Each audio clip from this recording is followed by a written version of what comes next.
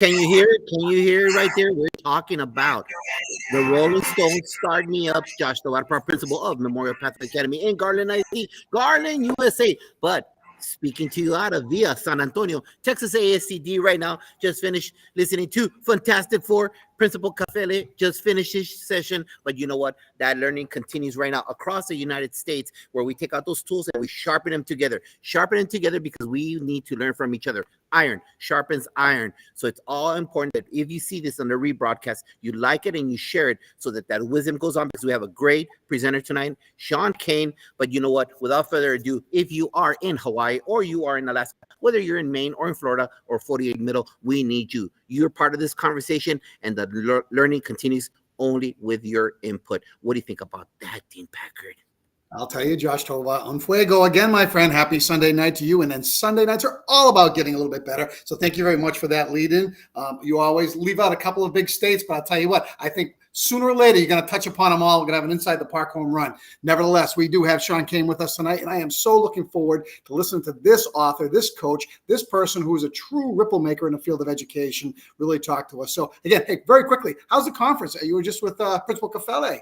Yeah, we're literally in the same ballroom right now, but it's a great experience being surrounded by all these educators. This conference is great because it not only had administrators, but most importantly, our team members from the classroom, our social workers, our counselors, central office administration, which truly brings everybody together to ensure that we send that message out to all our children. Because you know what? You know this, Dean. They're moving all over the country, and we need to learn from each other to make sure that we provide the best, facilitate the best service for them, as they are the future of this country. And this is a great conference for that.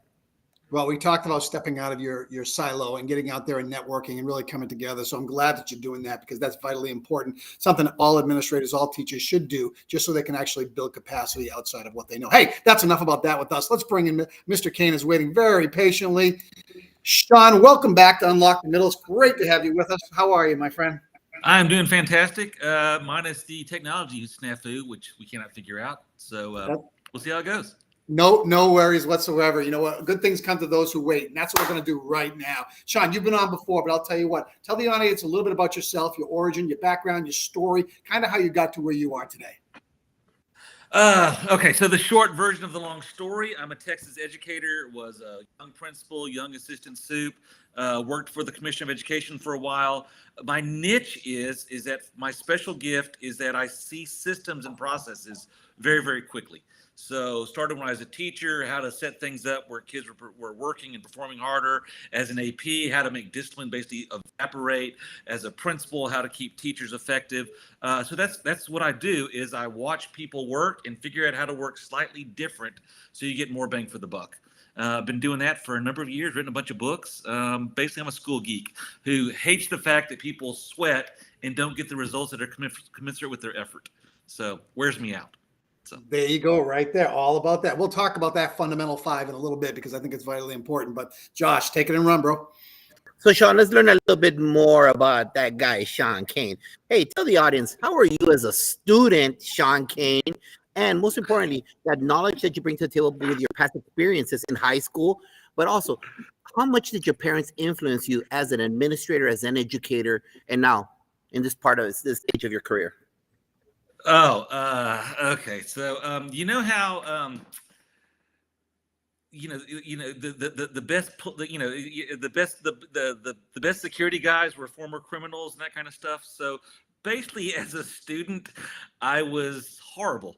Which is why I became such a very, very good assistant principal. Which always bothered me is that the kids that I dealt with for discipline as assistant principal didn't have near the creativity I had. So, I was just a kid that I loved math, I loved science, I loved reading, and I loved sports. And so if you were a math teacher, a science teacher, or a coach, then I went along with you full time. And if I didn't like your course, then I just made it hard on teachers. And so that's my shame, is that I I really, really didn't do a lot of my teachers justice, but they worked hard for me. I had some angels that kept me from ending up basically a delinquent or in prison. I'm the oldest of 6, and 3 of us graduated and 3 of us didn't. And if it wasn't for a group of coaches and caring teachers who kept me on the straight and narrow and dealt with my difficulties, I wouldn't have. Who knows where I would have been. So that was the craziest thing. When I finally graduated from college and started teaching, I had my one of my sister principals kept begging me, "Hey, come back and work with me. Come back and work with me. We love you back here." And I'm like, but Mr. Todd, you beat my butt 3 times a week. I would have PTSD if I walked into your building. And he's like, "Well, you turned out okay." So that's really what I've done and that's why what drives me is I know that good teachers and good administrators change lives. And I was lucky enough. And when I say there was 3 of us who graduated and actually graduated from college, and 3 of us didn't. The 3 of us went to one high school, and my 3 other siblings went to another high school. The 3 siblings that went to Eisenhower High School, who was run by Fred Richardson, past president of TSSP, we all graduated. We all got graduate degrees. We're all relatively successful adults. The 3 siblings who went to a different high school, none of them graduated. Same dysfunctional family, same poverty mentalities.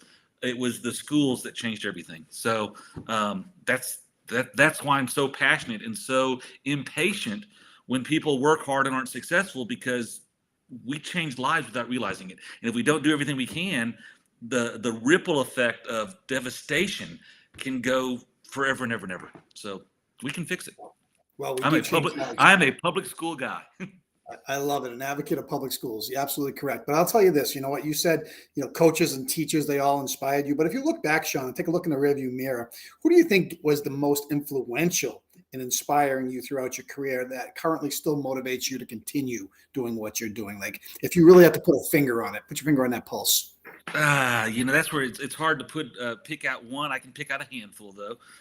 When I was in high school, there was a gentleman named Coach Tommy Wallace, who I was fortunate to have the same quarterback coach and math teacher for 4 straight years. So I had this man was in my life 2 to 4 hours a day, every day, my entire high school career.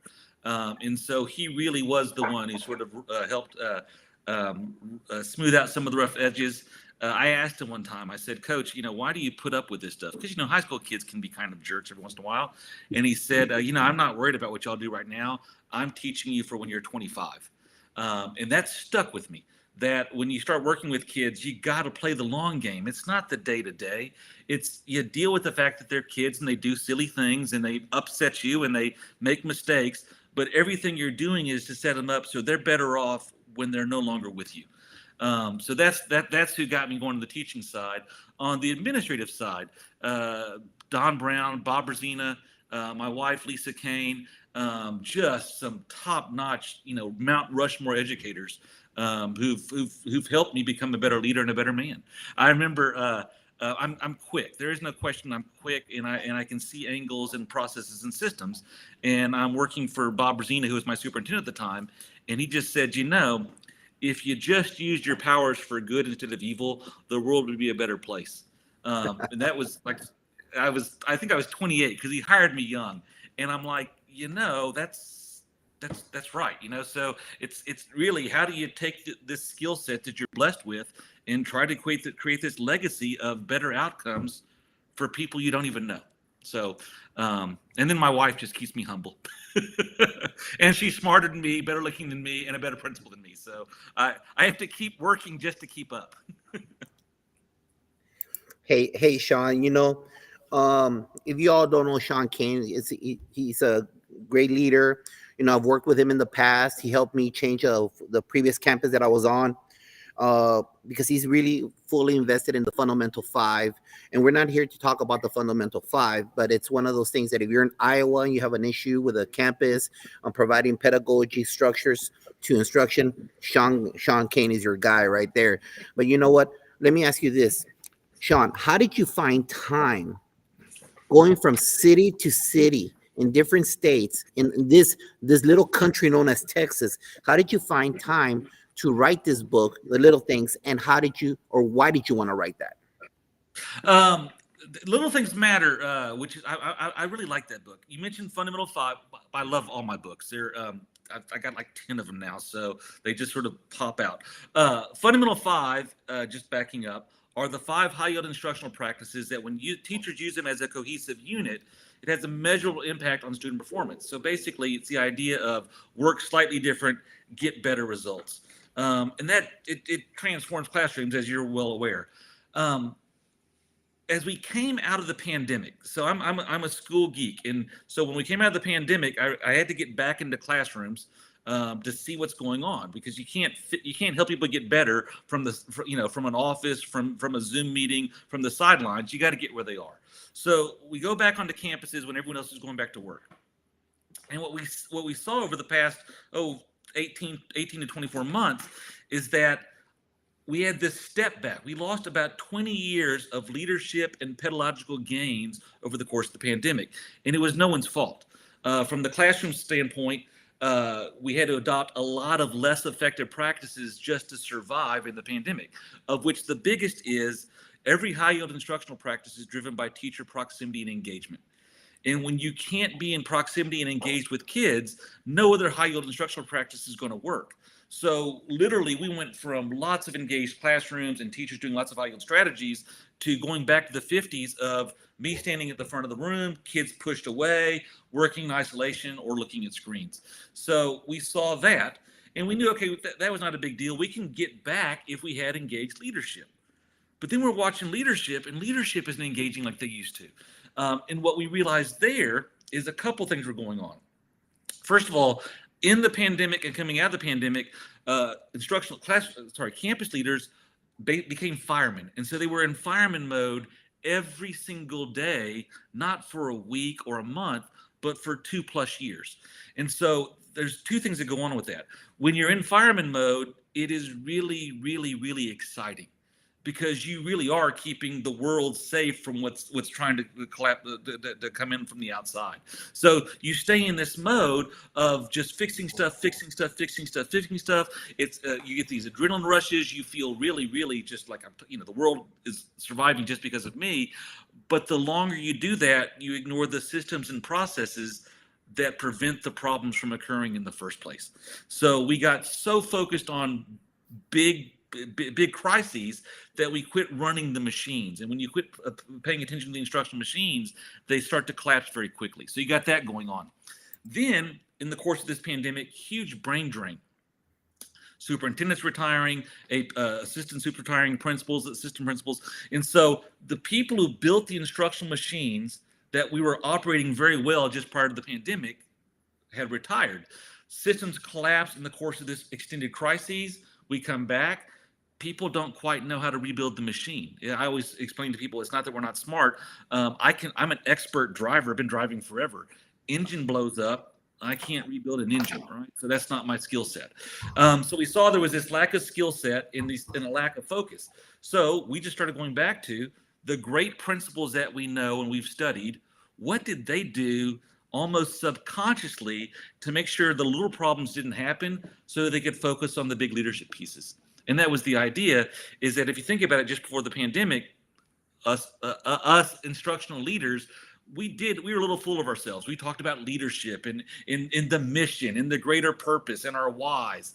And we could do that because the management pieces were being solved by the systems without us thinking about it. But when all those management pieces fall away, you can't do the big stuff. And so that's what we saw. There was just this having to rebuild and this lack of institutional knowledge of what those little things were. And so that's where the book came from. The lessons of the past as we apply to the future. Now, what did I write it? Airplanes. So that is the luxury of where I am now, is I get to fly from city to city and school to school. And so when I do that, that gives me, an hour and a half to 3 hours a day that I can ride on an airplane. So that's when I do all my writing. And then I have some good collaborators.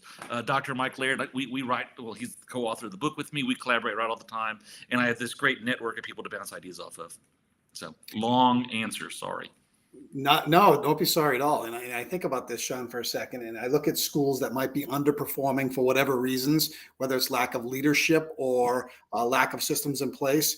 So I guess my bigger question to you is, why should educators listen to the ideas in the book? I mean, it's transformative, it's systems based, it produces results, it leads to student engagement. But convince the audience out there why your book is that the fundamental five is that book. So both all these books we do, every book that we write. So there's a couple things that we're known for. We take theory and transform theory into actionable practice. We're also incredibly pragmatic. So I there and I can point to my library, and there's I've all the Mount Rushmore of education thinkers, but a lot of them you gotta read it and reread it and reread it and to figure out what they're saying, and then you got to figure out, well, how do you make that work when I got 20 kids in the classroom and 7 of them are trying to look at their cell phone under their desk and 3 of them are playing a game on their computer? How do I do that in the real world? So that's what we do is when we walk onto a campus, and everybody in our company, Lead Your School, there's 6 of us now. We're all former principals. And that's what we say where we help you. We walk onto a campus, we have the same skill set and understanding of any other principal, but we have the luxury of not running the school anymore. So we're right now, y'all go to your campus and you got anywhere from 15 to 25% of your staff absent every day, and it's a rotating group. You spend all your brain power trying to figure out how to get someone in a classroom. I'm not worried about that at all. I'm just watching what you're doing and all that sweat you're making and all that effort you're putting forth and figuring out where's the missing piece that if you put something there or tweak this, everything starts to line up for you. So we just literally tell people, at this point, you see, I got the gray beard and the great hair, the gray beard and the great hair, gray beard, gray hair. Words, I should use them. I'm not playing the game anymore. I'm standing on the sidelines watching the athletes play the game, and then my job is to help them be better athletes. So I'm not running schools. I watch you and help you run a better school, while creating conduits for higher level learning practices. I love it. That's absolutely. all it comes down to. I absolutely love that, no matter what book it is. Josh. So if you all don't know, he literally does go classroom by classroom, city to city. I'm telling you firsthand, awesome leader here right now. But right now, Sean, what are you seeing specifically in regards to leadership and instruction? You addressed some of that with post-pandemic. What are you seeing as you're visiting all these schools in Texas and different states? What is the common thread that you're seeing out there? First thing I want to say is I do spend most of my time in Texas, but we spend a lot of time in other states also. And that's the crazy thing. School is school is school. We all think we're so unique, but I can promise you, if I blindfolded someone and dropped them in Josh's campus, and then take that same person the next day and drop them in Dean's campus, you'd see a lot of the same stuff. Kids being kids, teachers working hard trying to teach, principals trying to make everything work well. So we do a lot of the same stuff. So what helps us is that where you are just on your campus, or Dean, you're just on your campus, and you're dealing with stuff. When something happens, you don't know if it's unique, novel, or just an everyday thing. Whereas that's where I can bring the table is I see all these patterns like, oh, don't worry about that. Here's how we fix it. Or you know what? We need to step back and take a look at that. So what I can tell everybody, I get to accelerate the learning curve. You see it once, I see it 20, 30 times. Okay, now what's helping us get through that? So that's what we see from state to state. So a couple things as we're walking through. As we know, student discipline in many places has just fallen off the rails. And part of that is that if you really want to, the most powerful way to teach anything is to model it and to coach it and to be humane as you're doing that. Coming out of the pandemic, as adults, we don't like to model as much as we should. And there's a lot of frustration. So we've heard a lot more what we call barking at kids, not coaching things. In some cases, basically wanting revenge. Well, he's been tardy 3 times. You should cut his feet off so he can't walk around the hallways. So this idea of we got to put some processes in place, and then we as adults have to model it and coach kids as they're as basically as we re-socialize them. That's the other thing we're seeing because of the politics of the nation right now. You can't say SEL, which is social and emotional learning. That is a big part of what we do. Is we socialize kids to survive and thrive in middle class middle class institutions, school, work, the shopping mall. And so when we don't model and coach that, and kids didn't get that kind of socialization for 2+ years, then what you're dealing is with kids who don't have the skill set and adults who are angry. So we're spending a lot of time with just putting in some solid processes in expectations and reminding adults that if you're not willing to model it, don't have the expectation. I'll give you the perfect example. Dress code. Have a dress code, don't have a dress code. I don't care. I've seen great schools going either way. But I do know this. If you're going to have a dress code and as adults, we don't model it, then all you are is you're just one other hypocritical adult that kids deal with all day long, every single day. So helping people realize that, we just can't yell. We just can't bark. We just can't have these expectations and not coach it. We got to model it. So that goes back to coaching kids and being humane. So, and then I tell also instructional leaders, be the same thing with your teachers. Don't assume that they know something or they're doing something you don't want on purpose. They probably don't even know what you want. Think about this. Last time we really got to train a cohesive staff and sit down with them and have eyeball-to-eyeball conversations and talk about what we want to do was 2020. And then 2020. And then from that point on, we can't meet, we can't train, we don't have bodies here. And so if I've been on the same campus as a leader from that point, I think my staff know what I want them to do, but there's a really good chance the staff I'm looking at right now, that 80% of them weren't there in 2020, the last time I had my staff all together. So this idea that we got to basically just take a step back and just start rebuilding ourselves. From an instructional standpoint, we got to let go of those ineffective instructional practices and start spending more time engaged with kids, having kids have more academic conversations, have kids engaged in critical writing more often, actually authentically recognize and reinforce them as they're working. And here's the most important thing: if you're in any kind of accountability subject, follow your scope and sequence. That's what we're seeing across the country right now. No one has a common scope and sequence. What everyone has is a poorly implemented suggestion. So we're working at full speed teaching stuff, but if it's not the stuff we're accountable to at the end of the year, why are we surprised that results are where they need to be? So that's the instructional side. Sean, why do you think that there's such ineffective instructional practices out there in public education today? Is it because systems are broken? Is it because of post-COVID? Is it because we haven't come together in collaborative practice? Why do you think that is? I mean, I guess my thing is this. I mean, you can inherit a high school where somebody has not had a pedigree in instructional practice as a principal, and therefore the staff can be doing the same thing for multiple years and not recognizing the need for change. So again, is that what you see out there? What we're seeing right now is this. So if you look at teachers, by the way, you can do the same thing with administrators. So let's look at teachers. If you were and one more thing, not an effort issue out there anywhere. People are working harder under more stress than ever before. Josh heard me speak at a conference last month. We tell every teacher, it's your fault. You're teaching when it's hard. You should have taught when I did. It was easy. So we're not trying hard. But here, let's look at the body of the profession right now in the classroom. If you were a good, hardworking teacher in March of 2020, which we now call the good old days, because that was before we shut everything down. All right, so you're doing everything you want to. Then we go through the pandemic, where you can't do the things you were doing before because it's unsafe, or we don't have bodies in the room. So can't be in the powers. I can't work in close proximity with kids. When I'm no longer in close proximity to kids, I'm not recognizing and reinforcing them authentically and enough where it matters.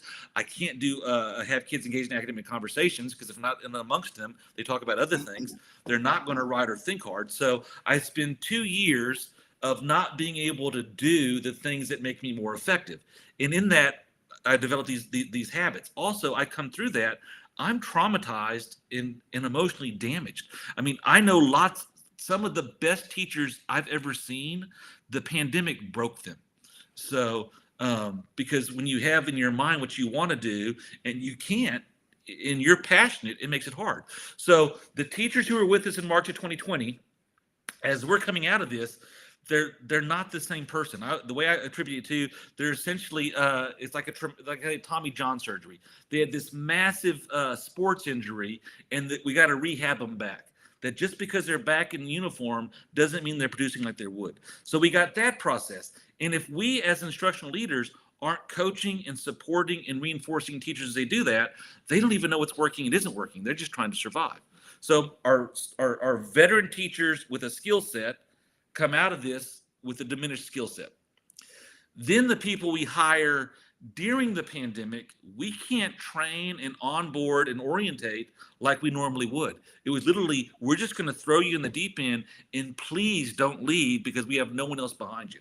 So we throw them in a survival mode and don't support them at all in a way that's meaningful, especially in how to teach and lead a class effectively, because everything we knew about leading a class effectively didn't apply in the pandemic.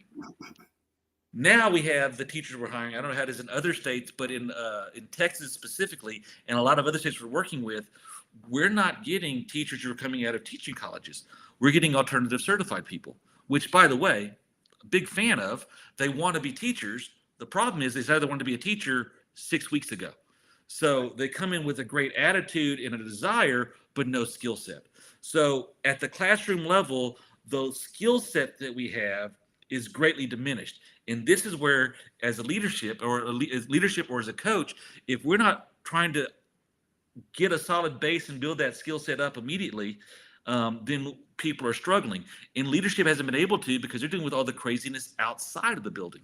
And so that's what we're with leadership, focus leadership on. You got to get engaged. You got to get in classrooms, and we got to start putting embedded ongoing training back in place to build up our skill set.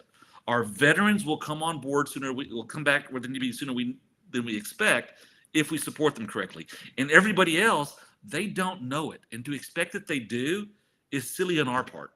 So I always tell people it's literally coaching. I just took over a brand new team of middle school football players. They're familiar with the game of football. They want to play football. They don't quite know how to do it effectively. I'm going to coach them up. And eventually I'll turn them into varsity stars again. But I got to do, that's why I'm really, really sympathetic and empathetic toward teachers. Until leadership gets their head back in the game and focused on building them up, what are they supposed to do? I mean, they're busy teaching all day long. So, does that make sense?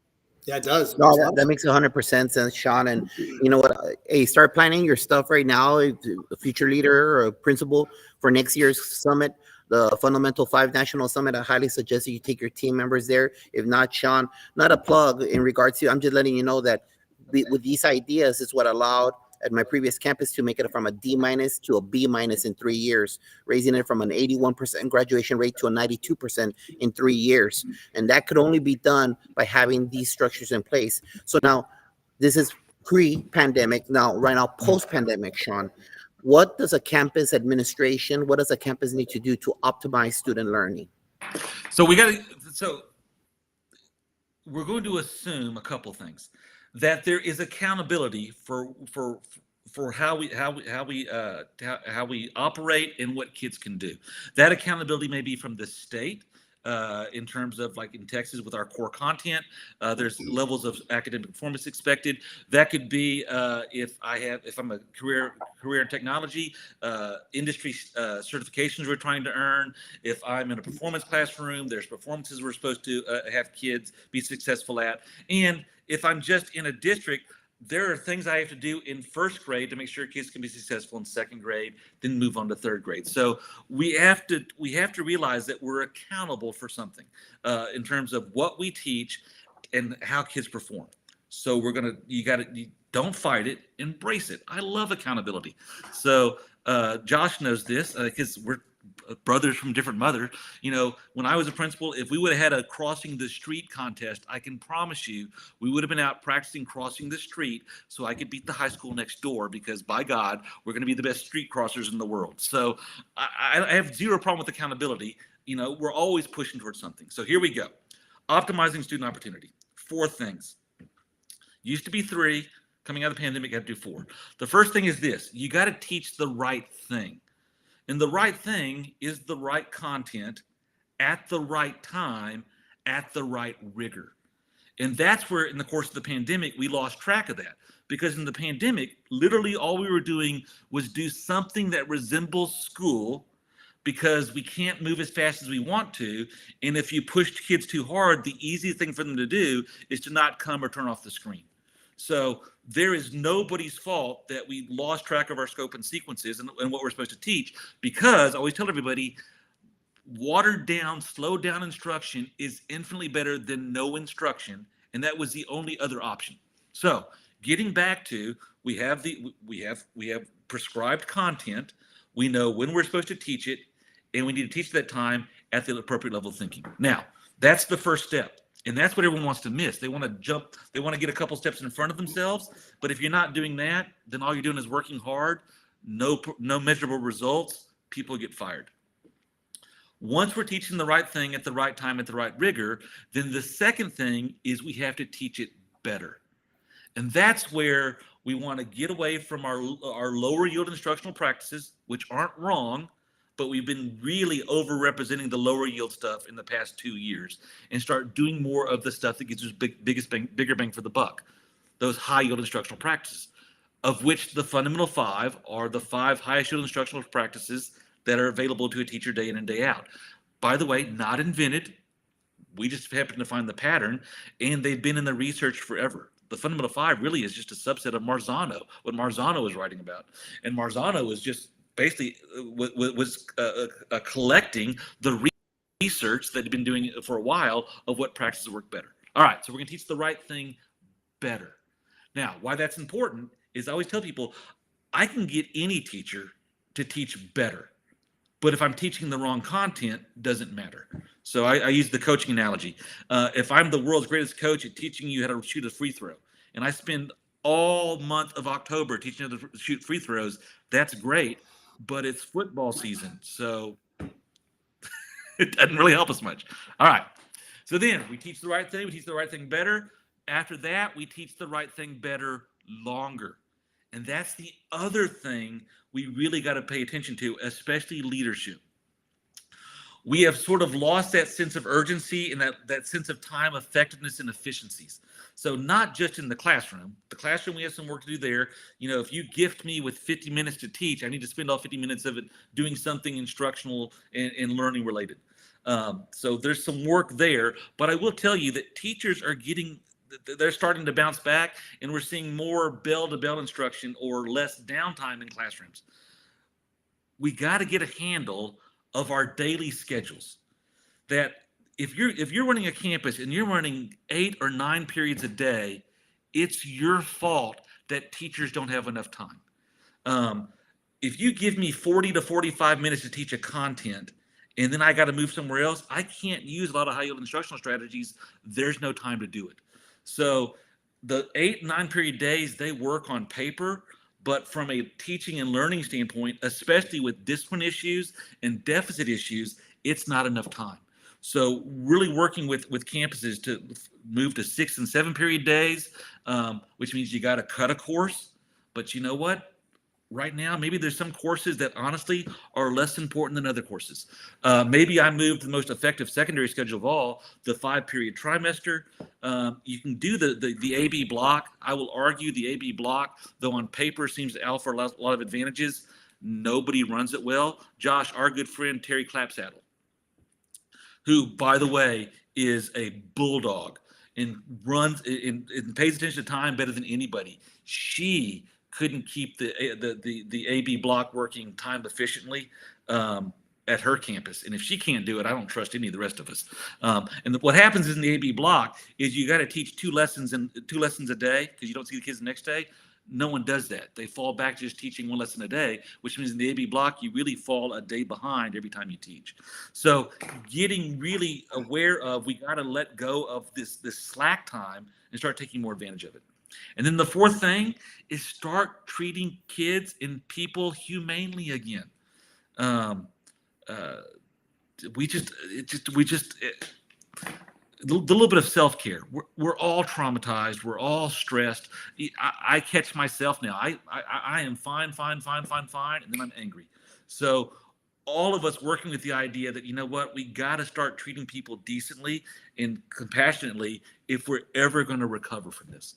So there's your 4 steps. Teach the right thing better, teach the right thing better longer, and start treating people decent across the board. You do that, I'm putting my kid at your school all day long. Sean, I'm going to ask you something. In all your travels, what do you think the optimal time for, like, we'll say a high school for learning in a class setting is? Is it 43 minutes? Is it 60 minutes? Is it 90 minutes? Obviously, if you go from 8 to 9 periods a day, you're shrinking down. So all of a sudden, the time in each class is more.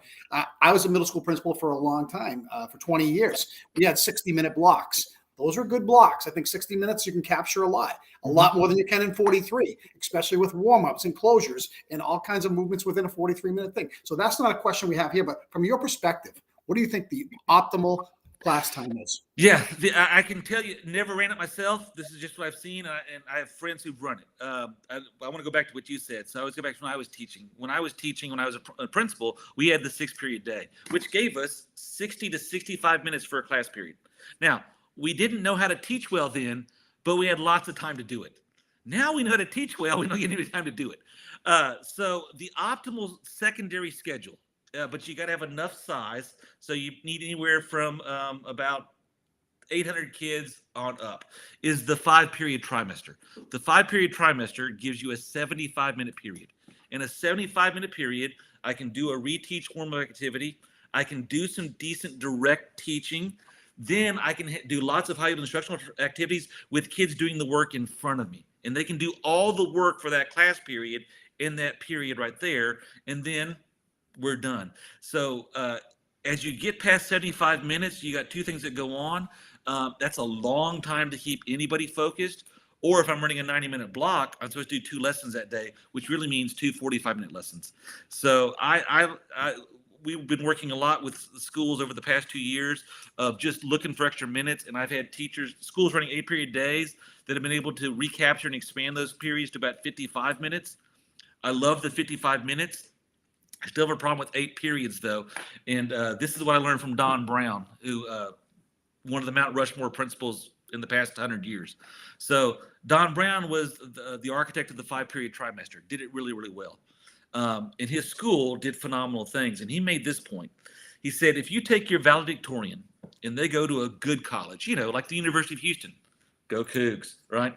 So you go to the University of Houston, the valedictorian, they're going to let you take, as a freshman, 4 classes, 12 hours. You can petition and maybe take 5 to get 15. So your absolute best kid from your high school goes to college, takes 4 or 5 classes. In that high school, if you're running an 8 or 9-period day, you take the most fragile 8th grader and drop them into 8 classes and wonder why they struggle. So it's literally too much information and too much to sort and manage in a day. So if you can reduce the periods in a day, 6 periods, 7 periods, the 5-period trimester, then kids don't have to spend as much time thinking about a bunch of stuff. They can spend more time thinking about fewer things and understand it better. So yeah. My question, I'm going to continue with that. How can a school principal prioritize the little things on a campus as they lead the school?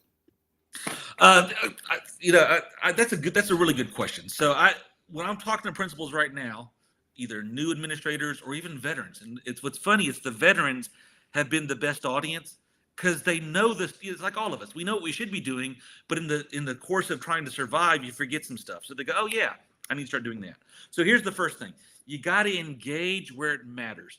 You got to consciously spend more time in classrooms, in hallways, in cafeterias, and in the planning rooms where people gather and think and learn. If you're stuck in your office, you're not doing what's really important. The problem is all the craziness has forced us to be in our office. When I tell you how crazy it is, it literally is biblical. One of the high schools I work with, we showed up one day, a plane crashed in the band parking lot while we were there. It's like you can't make this stuff up anymore, right? But you got to be in classrooms. You got to watch teachers teach to figure out what they're struggling with. You got to watch what kids are struggling with. Also, by the way, the more you're in hallways and in classrooms, the better kids behave. The better kids behave, the better kids can teach, the happier teachers get. So there's a lot of power there just by presence. And then you got to get back in the planning rooms. One thing that's completely fallen by the wayside is instructional planning. Again, completely logical. Why plan during the pandemic when everything changes by the minute? So we get in this habit of we don't have to plan. But as we're coming out of this, if you don't plan, you put yourself under considerable stress. And the more stress you're under, the more you default to your habits and routines. And right now, our habits and routines are lower yield practices. So if we're ever going to get out of the doom loop of lower yield effort, high effort, low yield practice, we got a plan to do it. And that planning is only going to take place if leadership is engaged with it. Because when leadership is engaged in planning, what happens in the planning room is they talk about how stupid leadership is. How do I know that? I've been the guy talking about how stupid leadership is when I was a teacher, and then when I was an assistant principal, and then when I was a principal. Now, once I was an assistant soup, I hated those conversations. But up until then, I was a willing participant. So we got to spend more time in it. And I give people some goals. Being in classrooms, your target is 30 minutes a day actually watching, teaching, and learning. And that's not 30 minutes in one classroom. The process we use is a short cycle observations, 3 to 5 minutes. So what happens is if I'm spending 30 minutes a day observing instruction, that means I can observe anywhere from 5 to 10 classrooms a day. And if I'm observing 5 to 10 classrooms a day, it's really statistical sampling. I get a really accurate picture of what we typically do. And then I can figure out what's working, what isn't working, and I can start working with my teachers on how to make that better or fix something. So I got to get out. I got to plan with my teachers. I got to observe them teaching, and I got to be, when kids are moving, I got to be there to make sure kids keep moving and model how to engage with kids. The AP who's yelling in the hallway, quit running, quit running, quit running, is telling every other teacher it's okay to yell at kids. So no, just, matter of fact, one other thing, if my kids are running to class, that makes me really, really happy. What I don't like is when kids crawl to class. I actually want to say start running, start running, start running. All right, so that's the first thing. The next biggie is this, is you got to rebuild your culture and climate on your campus, but you got to have the understanding of culture and climate of what the Mount Rushmore principals did, the Don Browns, the Fred Richardsons, the Josh Tovars, so the Dean Packards, the Mount Rushmores of leadership. So those great principles get this. Culture is simply the practices and the procedures of the adults on campus. It's what we do as adults that create the culture. The climate is the positive or negative effect those practices have on kids. So if I want a better culture and climate, then I start doing more of the stuff that works for kids and quit doing the stuff that doesn't work for kids. And that's it. So, well, what about all the other stuff? No, the other stuff is we're professionals. We're there to make sure things get better for kids. This is why it's gotten sideways at every campus. So Brandy Corbin, Fairdale High School, superstar principal, right? So presented at the National Summit. Even Fairdale struggled with this because for 2+ years, the easiest thing for a teacher to do was to quit or not show up. And so when that happens, when someone does show up, you do everything you can as a leader to make them as comfortable and as calm and as well provided to as possible. So I make all my decisions on making adults comfortable and safe, because an adult in the classroom is better than no adult in the classroom. And so our focus shifted from what's good for kids to what's comfortable for adults. And we got to move back out of that. No one's at fault for having to, that's how you survive. But we got to get back to, we make decisions because they're right for kids. And if it's not right for kids, but easy for adults, we're going to make it harder on ourselves for kids. So called prioritizing, man. I absolutely love it. And once you prioritize at a level that you can handle, you begin to grow and capacity begins to grow. Absolutely love it. And then when you're in classrooms and in hallways, when we're doing that hard work, you're patting people on the back. You know, you're when they're frustrated, you're helping them get through that. I always go back to Bob Rosina, one of the guys who shaped me. Played for Lombardi, as a matter of fact. So I always tell people I'm part of the Lombardi coaching tree. So it's on my resume. But he says the only unforgivable sin is not being coachable. Right now, we all need somebody to stand in our blind spot and help us be better, especially when we're getting frustrated. So I tell the story I have is when I was a principal, we had a code word on my campus. So I was at a high school. Kids can push your buttons. We were trying to change expectations and move forward. And so is that when any other adult heard any adult feeling frustrated, you get that sense or you hear it, then our code phrase was the adult would step in and say, hey, you got a phone call. And all that meant was, hey, go to the lounge, grab a Coke, I'll cover this. I'm not mad at the kids aren't mad at me. And so it was the idea, we're not bad people when we're frustrated, but if we lose it with a kid, we tear down everything that we've all been building. And where that really was, and so when we put this in place, we're working it hard, and where it really became second nature and was adopted. I mean, we all did it. Was when it happened to me. I'm in the cafeteria. This 9th grader is going to show the whole school that he runs the school, and not me.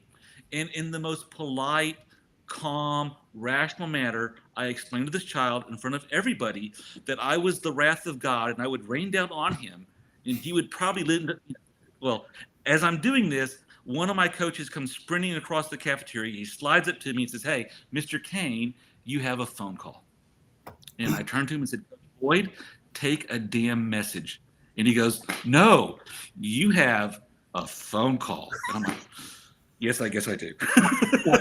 And so that you got to be human and realize we all have issues. And we need someone to help us. And that's the idea. Just get out there. We're going to do hard work. We're going to push the envelope. We're going to take care of kids. And when you're losing it, either tap out or let someone help you. No shame in that. No shame in that at all. No shame. Because you don't need to get into it with kids. You don't need to. Nobody wins. You lose. Nobody wins ever. I've yet to see any administrator or teacher win when they get into it with a kid.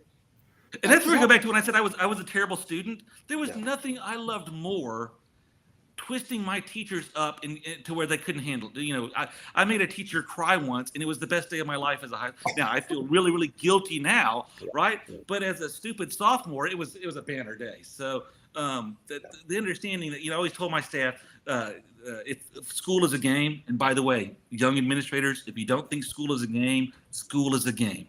We play offense, the kids play defense. The problem is that we're adults and we have real lives, so we don't think about the offense that much. The kids have no life. They think about the defense all the time. So that's why we got to be united when we do. All right. Hey. Then the last 2 more things. We got to start building our training programs again. Training programs are not what we do in in-service. Training programs are small bite trainings that we do every 3 to 4 weeks during conference periods. We're going to rebuild people one spoonful at a time over the course of a year. And then use your data, not your data to sort kids into buckets, but your data that says, hey, we do this as an adult practice. Does it seem to work? If it works, do it more. If it doesn't work, do something different. And just embrace the grind. It's work and it's fun work, but it's not, I show up and it just runs automatically. We're just going to keep pushing that rock uphill and pushing that rock uphill. And when we get to the top of the mountain, we realize there's another mountain behind it and we'll keep pushing again. So I absolutely love it. That's, by the way, which sounds really cynical, but that's the most exciting thing about it. It's the chance to see the new problems that no one else knows exists. That's what fires me up. Sean, I got to get you up in the Northeast. I got to talk to you after this. Okay. Hey, Dean, can you show everybody the book? Show Sean's book. Sean was gracious. The fundamental 5, the little things. SEL. Where's mine? I didn't get no book. I didn't get no book. Where's mine? What? I didn't get a book. Part of the hey, Josh, you got to buy yours. Come on, man. You're going to sit down and have a steak dinner with him. He's right next door to you, for crying out loud.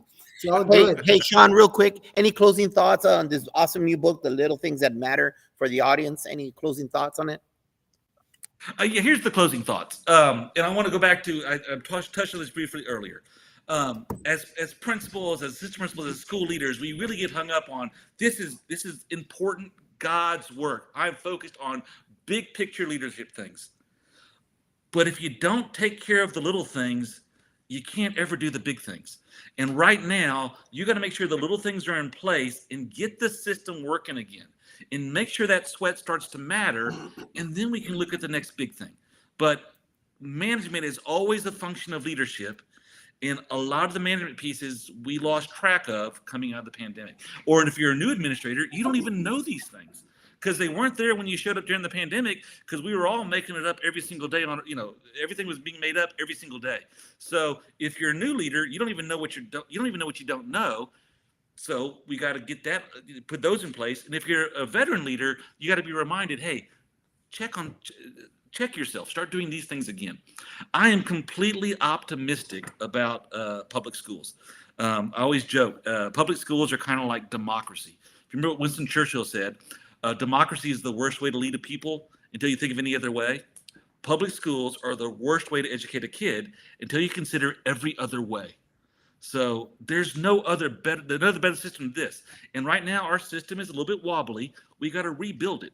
And we got to rebuild it quick, because the people who are against public education are taking this little wobbling we're having right now and using it as a lever and a weapon. Yeah. So we got to get focused again, and we got to start taking care of kids. The last thing I'll share before I share the next last thing is that the kids I'm most worried about is that bubble of kid right now who's in 3rd to 6th grade, because those are the kids who really missed the 2 years of the really fundamental stuff that sets you up to be successful. The kids younger than that, they came back to school, we're taking care of them. The kids older than that, yeah, they got some deficits, but they had a decent foundation. We can backfill that. But there's that group in the middle that we got to be paying attention to for a long time, because if we don't get them back on track, that bubble of kids are going to have a diminished adult life. Their lives are going to be diminished. So this is our chance to change the world. Right there. That's a great ending point, actually. Great stuff right there, Sean. Thanks, Sean, for being here. Ross, thank you for being here. Fantastic Four, Principal Café in front of me right here. Fantastic Four, ready to rock and roll. But hey, Dean Packard, it's not over. It's not over. New time, new schedule. Office hours has now moved from Tuesday to Monday, and the red zone has moved from Thursday to Wednesday, because someone became a high school principal. I don't know who, so his days are taken up. So join us tomorrow for office hours, a 20-minute problem-solving show, and we need you. What would you do? Thank you, Sean, for being here. Dean, thanks, guys. Let's go home. Hey, Sean, thank you so much, man. I continue to learn from people like you. You guys are out there just blazing trails, man, and just making sure we're doing our jobs to the highest capacity that we can. So thank you. Thank you so much for what you do. And I definitely will be reaching out to you. Hey, everybody out there, that's how we end it right now. Remember, thanks, guys. Kids deserve the best you they could possibly have. Have a great week with the kids, everybody.